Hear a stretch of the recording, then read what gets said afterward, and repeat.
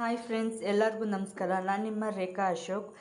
ಇವತ್ತು ನಿಮಗೆ ಇನ್ಸ್ಟೆಂಟಾಗಿ ಮಜ್ಜಿಗೆ ಸಾಂಬಾರು ಹೇಗೆ ಮಾಡೋದು ಅಂತ ಹೇಳ್ಕೊಡ್ತೀನಿ. ಈಗ ಹೊರಗಡೆಗೆ ಹೋದಾಗ ತಕ್ಷಣಕ್ಕೆ ನಮ್ಗೆ ಏನಾದರೂ ಸಾಂಬಾರು ಮಾಡಬೇಕು ಅಂದಾಗ ಫ್ರಿಜ್ಜಲ್ಲಿ ಮಾತ್ರ ಮೊಸರಿರುತ್ತೆ, ಅದರಿಂದ ಒಂದು ಮಜ್ಜಿಗೆ ಸಾಂಬಾರು ಹೆಂಗೆ ಮಾಡೋದು ಅಂತ ಹೇಳ್ಕೊಡ್ತೀನಿ.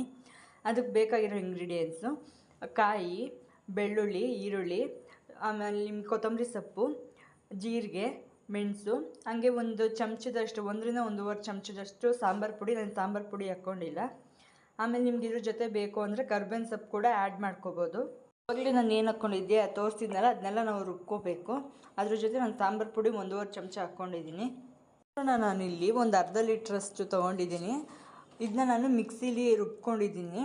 ಸ್ವಲ್ಪ ಒಂದಿಷ್ಟು ನಿಮಗೆ ಎಷ್ಟು ಇದರಲ್ಲಿ ಒಂದು 5-6 ಜನ ಆದರೂ ನೀವು ಊಟ ಮಾಡ್ಕೋಬೋದು. ಈ ಕಾಂಬಿನೇಷನ್ನು ಮುದ್ದೆಗೆ, ಆಮೇಲೆ ಅನ್ನ ಸಾಂಬಾರು ಮಾಮೂಲಿ ಯಾವುದೋ ಅನ್ನದಲ್ಲಾದರೂ ನೀವು ತಿನ್ಕೋಬೋದು. ಬಾಣಲಿಗೆ 1-2 ಸ್ಪೂನಷ್ಟು ಎಣ್ಣೆ ಹಾಕ್ಕೊಂಡಿದ್ದೀನಿ. ಬೇಕಾದ್ರೆ ನೀವು ಒಗ್ಗರಣೆಗೆ ಈರುಳ್ಳಿ ಕೂಡ ಹಾಕ್ಕೋಬೋದು, ಟೇಸ್ಟ್ ಚೆನ್ನಾಗಿರುತ್ತೆ. ಇದಕ್ಕೆ ನಾನು ರುಬ್ಕೊಂಡಿರೋ ಅಂಥ ಖಾರ ಹಾಕ್ಕೊಂಡಿದ್ದೀನಿ.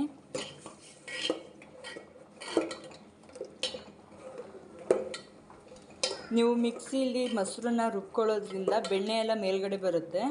ಅದನ್ನೆಲ್ಲ ನಾವು ತಕ್ಕೊಂಡು ಈ ಸಾಂಬಾರು ಸ್ವಲ್ಪ ಕುದ್ದಾದ್ಮೇಲೆ ಒಂದು 5 ನಿಮಿಷ ಕುದಿಬೇಕು. ಸ್ಮೆಲ್ಲೆಲ್ಲ ಹೋಗ್ಬೇಕು, ಇದು ಹಸಿ ವಾಸನೆ ಎಲ್ಲ ಹೋಗಬೇಕು.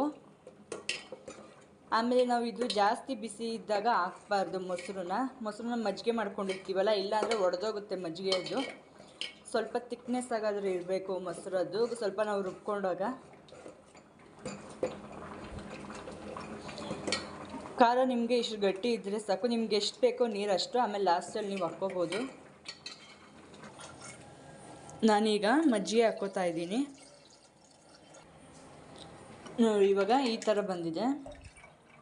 ಇದನ್ನ ನೀವು ಮುದ್ದೆಗಾದರೂ ಇಲ್ಲ ಅನ್ನಕ್ಕಾದರೂ ಹಾಕ್ಕೋಬೋದು. ಸ್ವಲ್ಪ ಅನ್ನಕ್ಕೆ ಬೇಕು ಅಂದರೆ ನಿಮಗೆ ಸ್ವಲ್ಪ ತೆಳ್ಳಗೆ ಮಾಡ್ಕೋಬೋದು, ಇಲ್ಲ ಅಂದರೆ ನೀವು ಮುದ್ದೆ ಬೇಕು ಅಂದರೆ ಸ್ವಲ್ಪ ಗಟ್ಟಿಗಾದರೂ ಮಾಡ್ಕೋಬೋದು. ಇವಾಗ ನನಗೆ ಎಷ್ಟು ಬೇಕೋ ಅಷ್ಟು ಉಪ್ಪು ಹಾಕೋತಾ ಇದ್ದೀನಿ. ನೀವು ರುಚಿ ತೋರಿಸಿ ನಿಮ್ಗೆ ಎಷ್ಟು ಬೇಕೋ ಅಷ್ಟು ಉಪ್ಪು ಹಾಕ್ಕೋಬೋದು. ಆಲ್ಮೋಸ್ಟ್ ಆದರೂ ನೀವು ಕಲ್ಲುಪ್ಪು ತುಂಬ ಬಳಸಿ, ತುಂಬ ಚೆನ್ನಾಗಿರುತ್ತೆ ಟೇಸ್ಟ್ ಕೂಡ.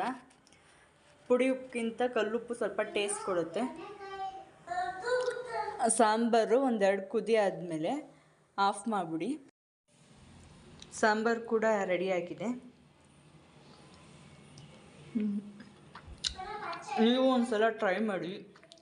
ಈ ವಿಡಿಯೋ ನಿಮಗೆ ಇಷ್ಟ ಆದರೆ ಲೈಕ್ ಮಾಡಿ, ಶೇರ್ ಮಾಡಿ, ಕಮೆಂಟ್ ಮಾಡಿ. Thank you.